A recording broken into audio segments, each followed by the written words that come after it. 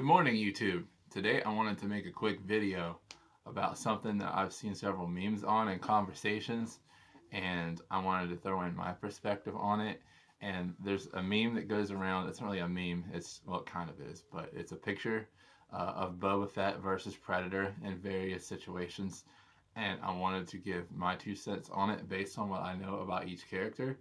I find it kind of funny that a lot of people actually think that Boba Fett would have any chance against Predator. And this is my reasoning behind that. So you have to go back to the history of Boba Fett, like where he started and stuff. So of course everybody knows Boba Fett has a lot of fans, and I think a lot of where that came from is even from before my generation.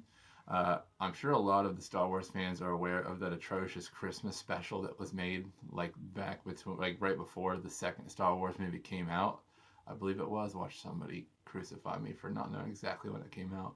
But anyway, that was when they introduced the character of Boba Fett with this little piece of a cartoon. It was like only a fraction of the Christmas special that showed the introduction to the character Boba Fett, and it was really mysterious and awesome. And I know if I had seen that, and then I had basically like a whole half a year of only knowing that about Boba Fett, thinking he was like the ultimate badass, only then to see him in the movies, I can see why the hype happened. Now, the older generation who was not aware of that Christmas special and simply know about Boba Fett from the first Star Wars movies, I don't really understand why they think he's such a badass, especially now considering that Disney has cut a lot of the stuff where he does the more badass things out of canon.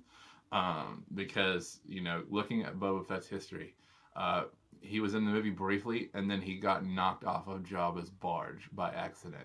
So how the fuck is he going to dodge a smart blade if he died getting knocked off a barge by accident? You know, maybe if we're talking Jango Fett based on what we saw in the prequels, maybe Jango Fett would have a chance, because from what I saw of Jango Fett, he seemed to be a lot more of a badass than Boba ever was.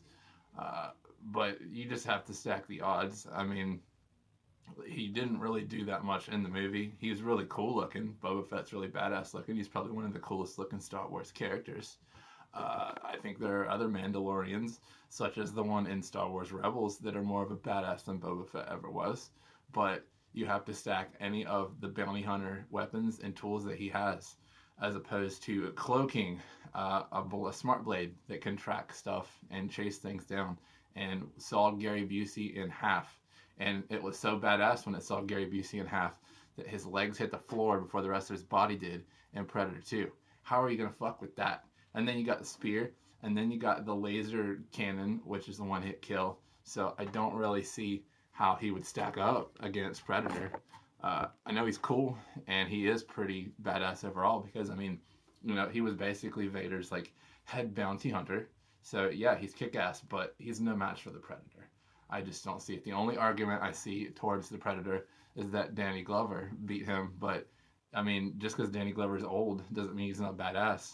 You know, he did just a really good job in hand-to-hand combat. That's how he kicked Predator's ass.